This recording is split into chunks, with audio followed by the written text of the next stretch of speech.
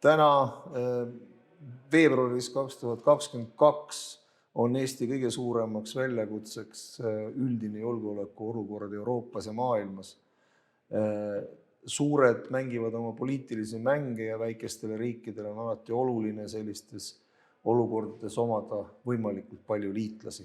Täna, kus Venemaa ähvardab Ukrainale sõjaliselt kallale tungida ja esitab nõudmisi, mida ei Ameerika Ühendriigid ega Euroopa riikide ühendus ei saa aktsepteerida, on meie jaoks oluline, et me oleme maailma kõige suurema sõjalise liidu täieõiguslikud liikmed. Meie Eestis on korralikult toimiv reservarmee, meie liitlased on meiega koos siin Eestis, Tapal, Ühendkuningriigist, Prantsusmaalt, Taanist, Islandilt.